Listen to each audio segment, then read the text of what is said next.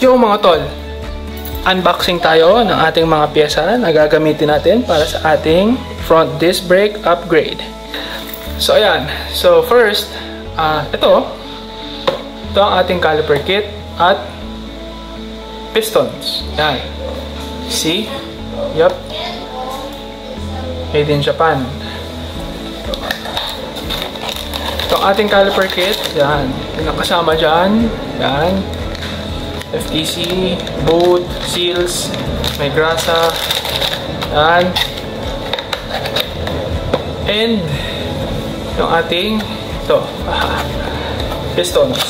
Yung piston. Yan. So, nasa loob niya yung piston. Yan. Nakabalot yan sa anti-corrosion wrapper. Yan. Nice. So, yan. Ito and ito. Nabili po natin sa HRC Banawe. HRC Banawe, thank you very much.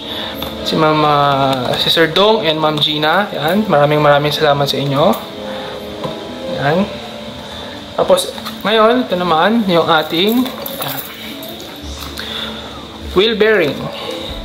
Ayan, sealed. Yan. Ito, na-check ko na itong isa. Yan.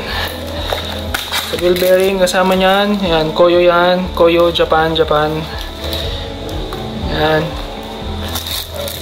Made in Japan. Yan, Koyo. Yup. Wheel bearing. Yun o. Sakto yan. Pang 16CL. Big bearing. Same yan. Same, SIR. Disc brakes. And of course, since hugot yung or kasama yung buong assembly, spindle, ayan, papalitan na rin natin ng ball joint.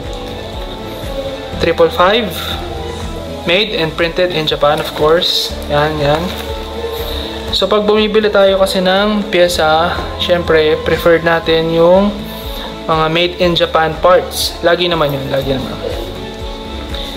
And lastly, syempre, papalitan din natin yung ating brake pads. So, preferred brand natin, Nissin. Yan. Oh. Of course, made in Japan. Yan. Now, since huhugutin yung ating buong assembly ng spindle, tanggal din ang ating axle noon. So, isasabay ko na ito. Ito yung yan, inner and outer, yan, drive shaft or axle boot. Ito, pag binili mo to, yan, yung boot, and may kasama na yung, yan, may kasama na siyang strap. Yan. Teka, ito palang Nissin. Ito ang laman yan. Yan. So, clips. Yan, clips. Kapal, no? Yan. Nissin.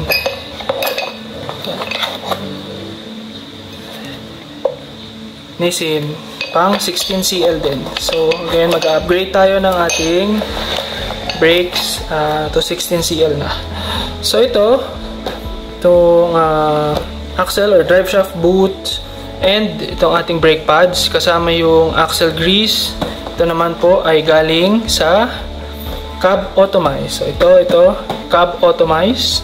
And then ito po, at ito is from GLS.